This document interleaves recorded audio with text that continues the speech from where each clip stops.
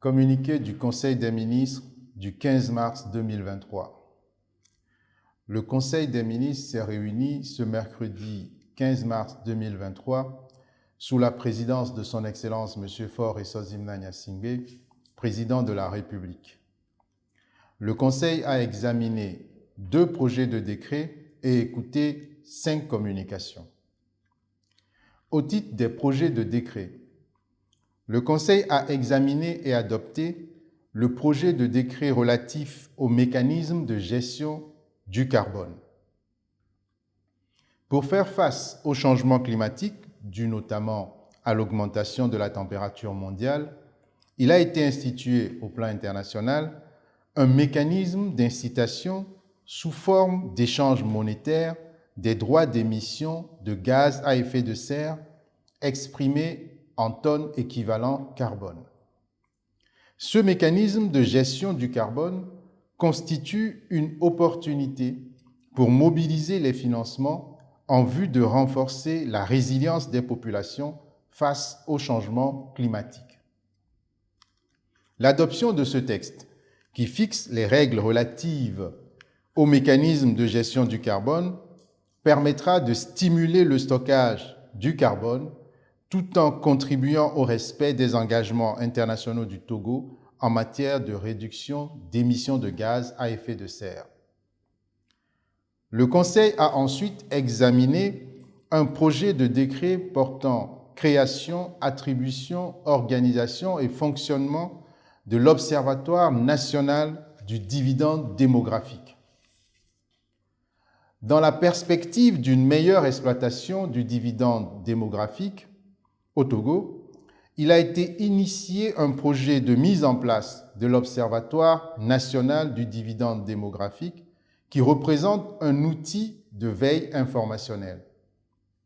Le dividende démographique peut être défini comme l'accroissement de la richesse par habitant résultant de l'augmentation de la part de la population active.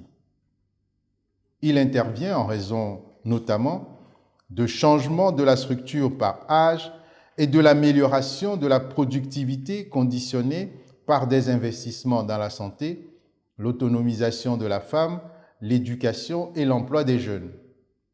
La mise en place de cet observatoire national permettra d'affiner les analyses démographiques en lien avec les projets et programmes de la feuille de route gouvernementale 2020-2025.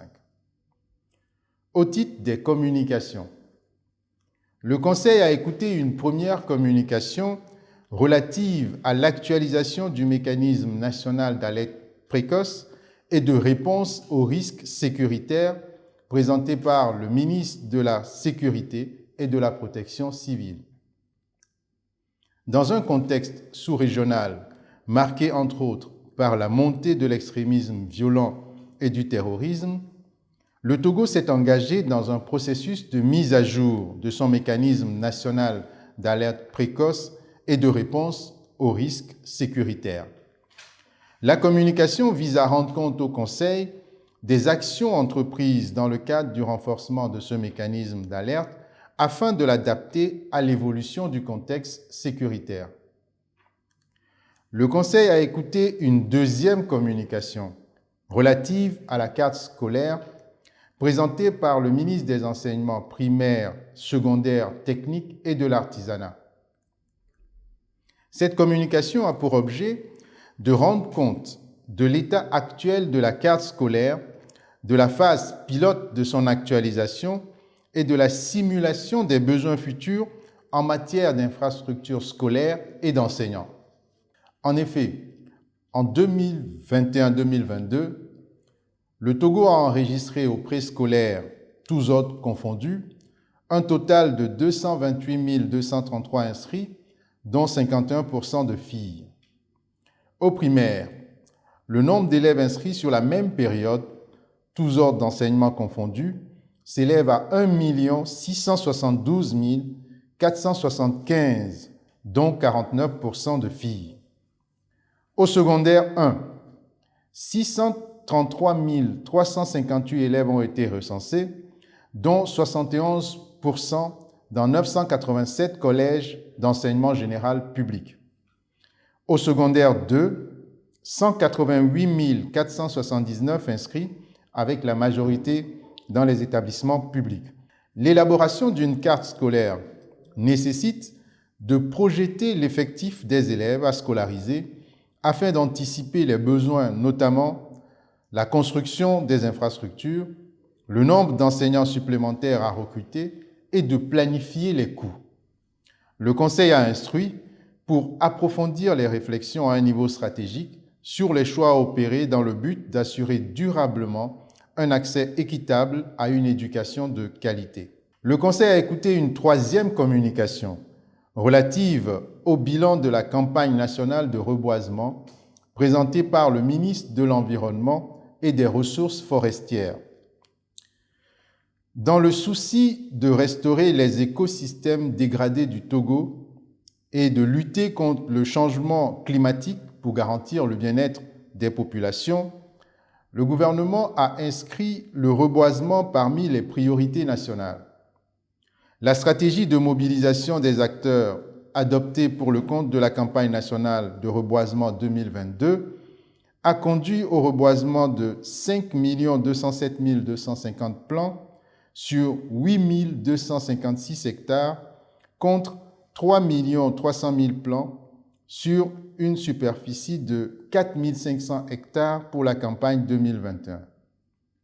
Dans le cadre de la campagne 2023, il est envisagé la mise en terre de 14 millions de plants sur une superficie d'environ 11 000 hectares, dont 2 millions de plants pour la seule journée du 1er juin 2023.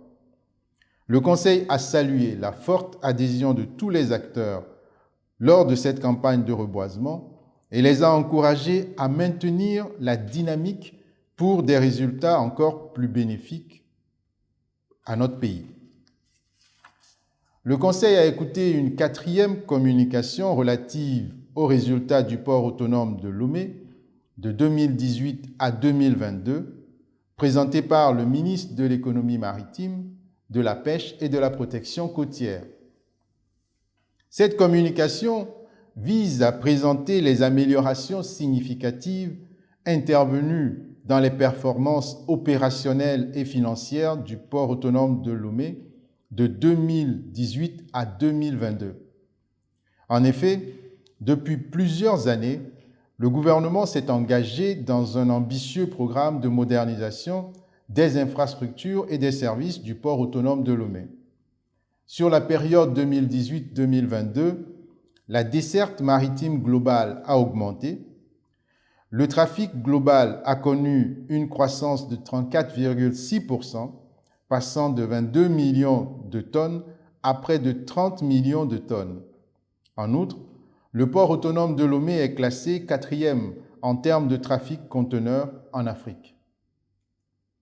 Saluant les résultats encourageants obtenus, le Conseil a attiré l'attention sur la nécessité de poursuivre l'amélioration des services offerts aux clients du port afin de conserver la compétitivité et le leadership de notre pays en tant que hub logistique conformément aux ambitions de la feuille de route gouvernementale.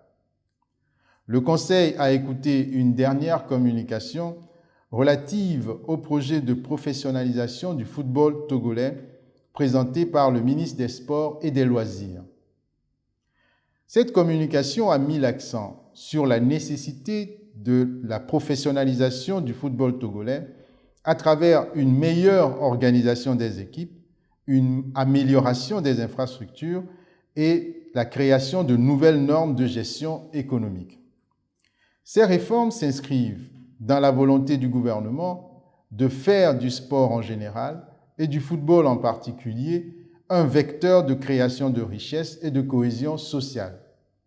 Le Conseil a instruit pour la poursuite des réflexions afin d'envisager la mise en œuvre à travers une phase pilote permettant de mieux définir les conditions de réussite de la professionnalisation au bénéfice du football national.